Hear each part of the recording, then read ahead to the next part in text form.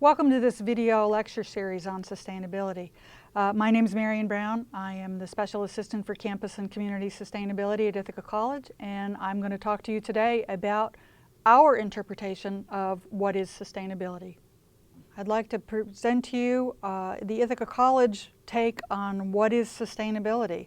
But before I tell you that, I'd like to take you back in time a little bit and tell you a little bit about the history of sustainability, very briefly. I'm going to take you back to the Middle Ages, to English common law, when the concept of the commons referred to all of those tangible and intangible aspects of the environment, things like the air, the oceans, forests and green spaces, wildlife areas, fisheries, basically anything that the common people could have access to. They were considered forms of wealth that nobody owned but everybody enjoyed.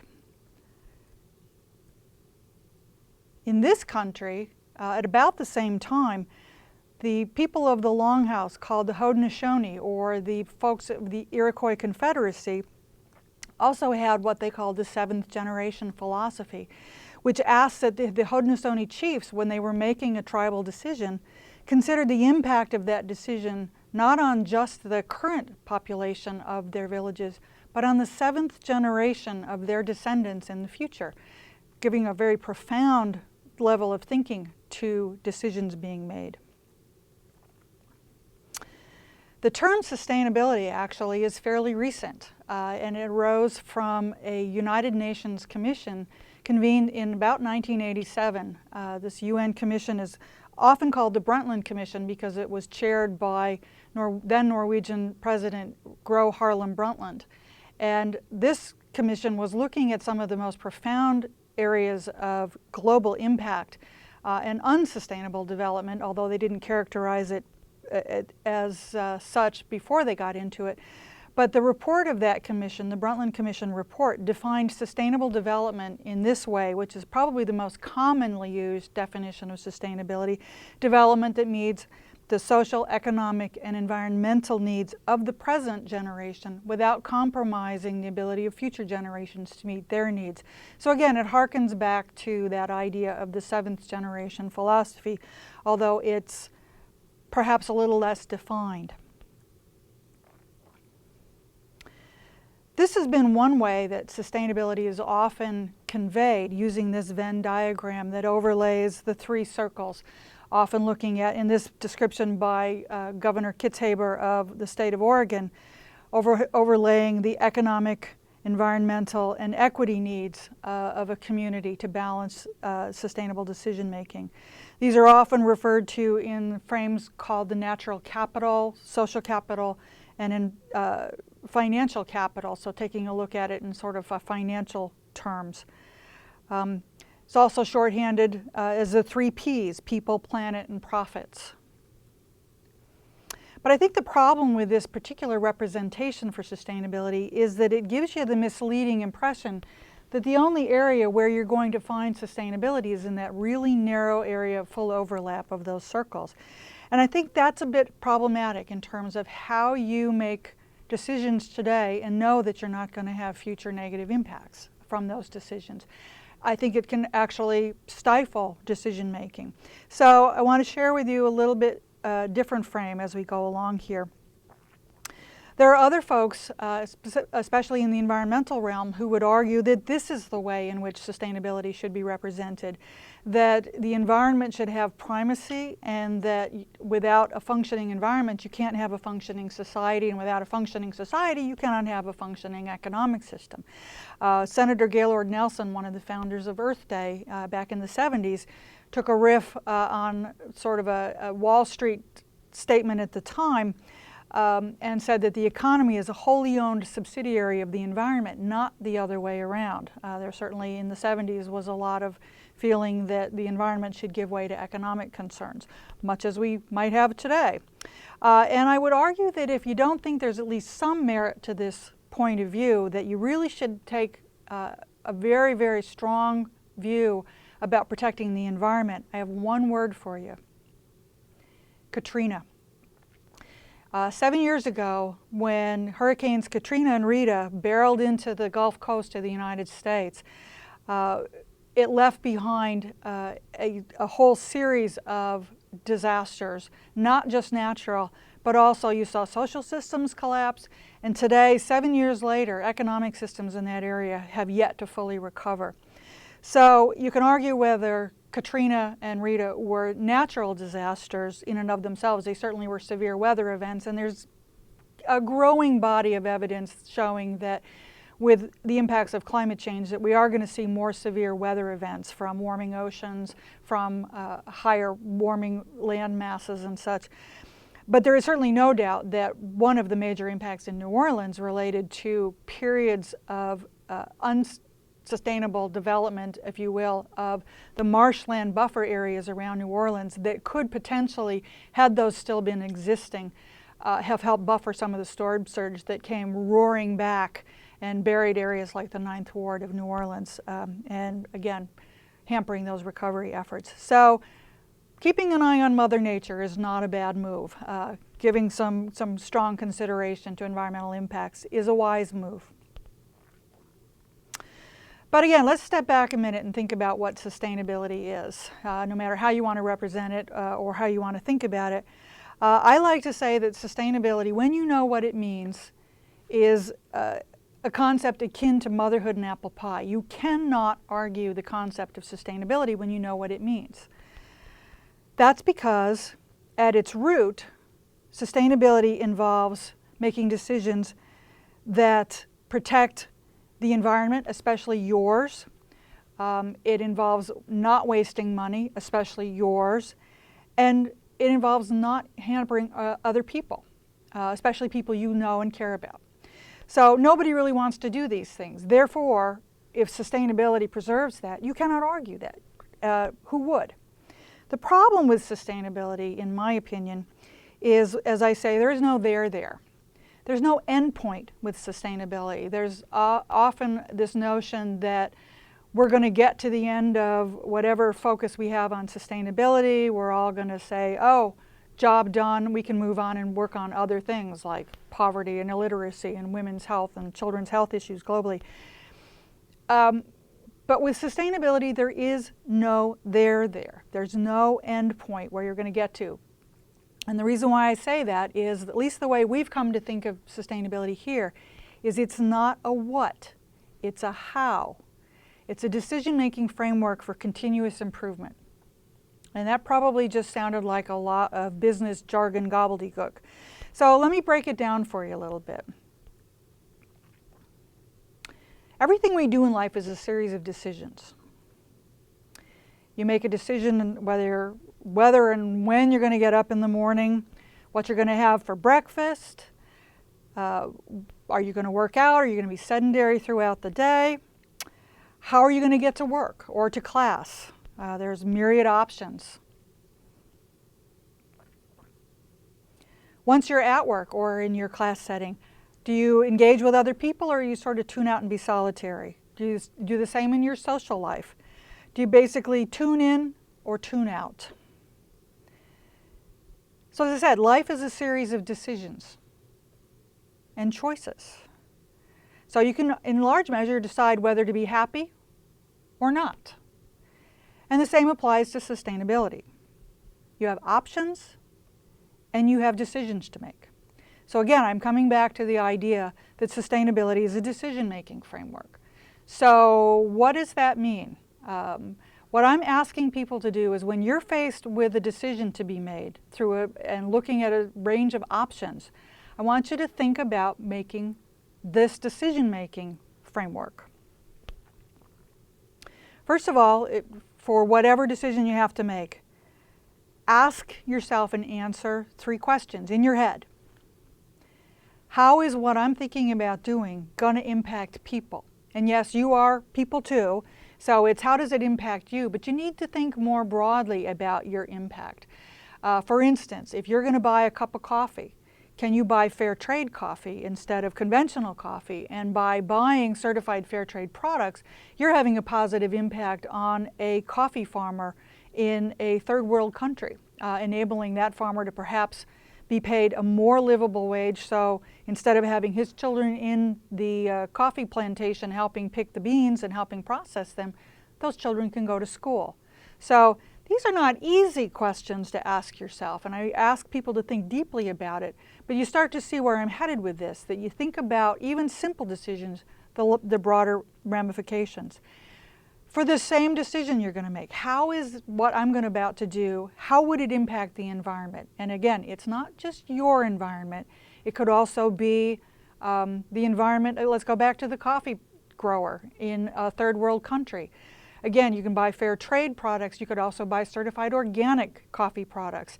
And that would mean by buying those products that that farmer has committed to growing those products in a sustainable manner, organically, without a lot of energy inputs, without damaging the environment and reducing biodiversity, especially in some of those sensitive areas where coffee is grown around the globe. So again, your decision can have a more profound global impact. How does this impact business? How does it impact financially? It's going to have an impact on you, obviously. You're part of this calculus. But again, can you think more broadly?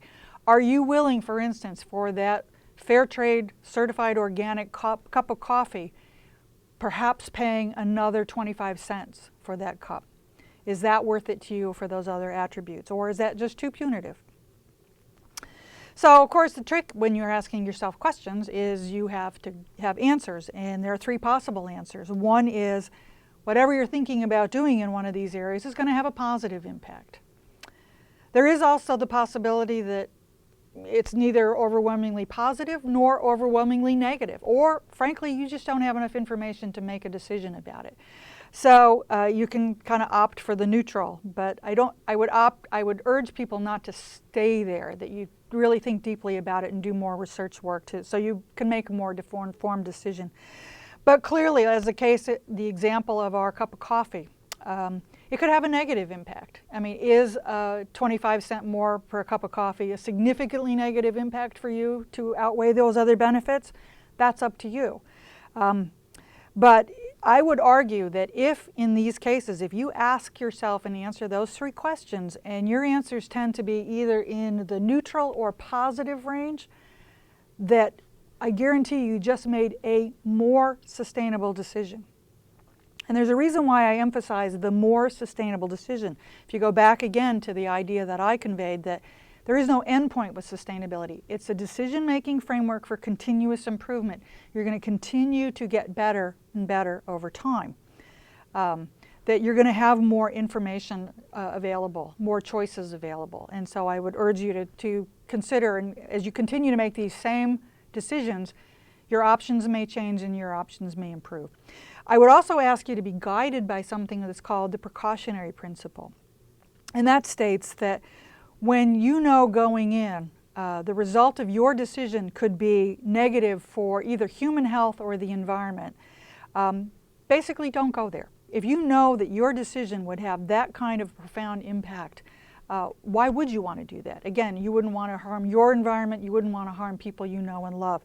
But there are a lot of folks who are in positions making large-scale decisions in corporations and in governments who, if they're not guided by this, are making or have the potential to make really devastating choices that do impact people and the large-scale environment. We've seen untold examples of that. We are now seeing some examples of people who are making this more refined decision and being guided this way. But please, I would urge you to be guided by this in your decision making, even if your impact doesn't really extend much beyond you that you can see.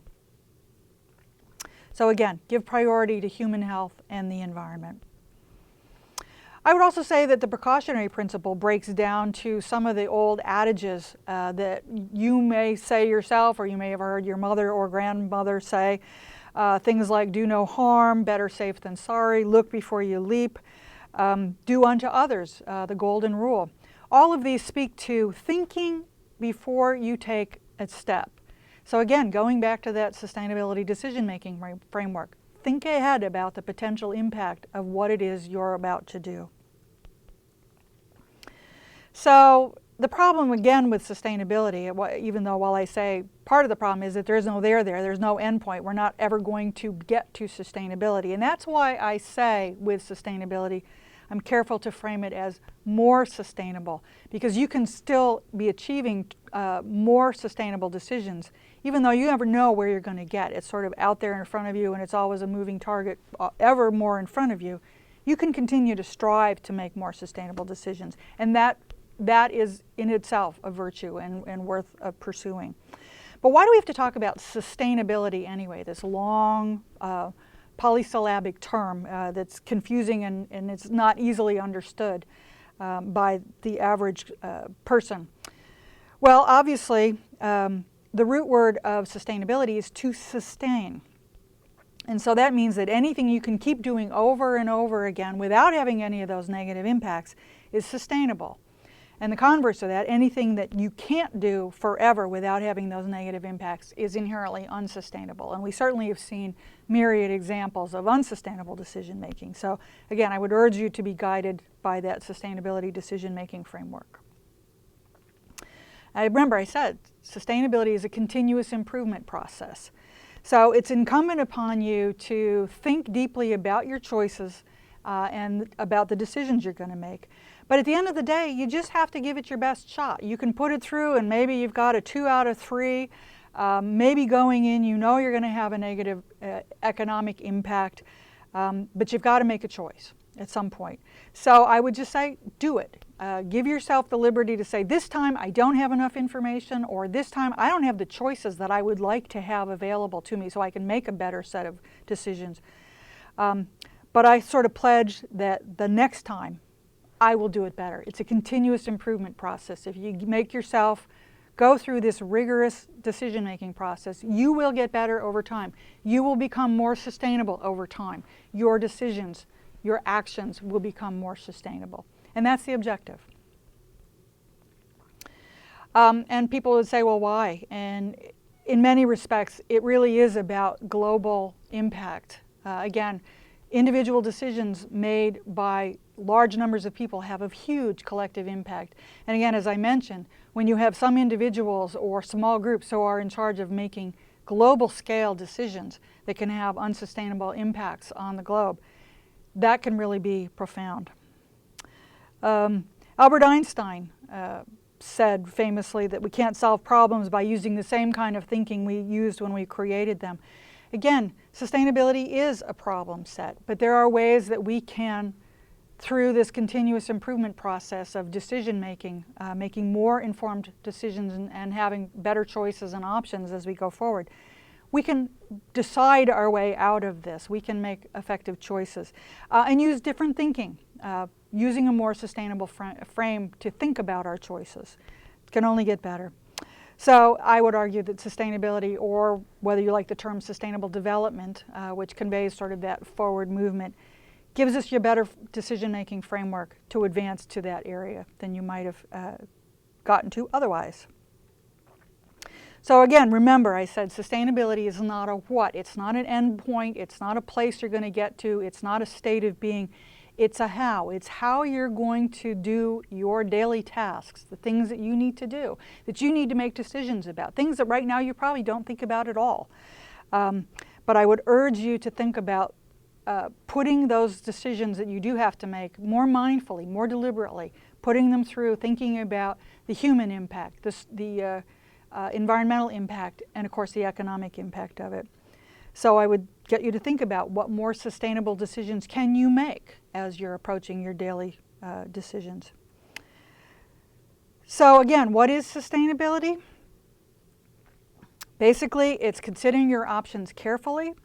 It's bearing in mind all the impacts of those options, making a more balanced decision, and then taking action based on that decision. You can think about it, and if you never take action, you're not going to make progress.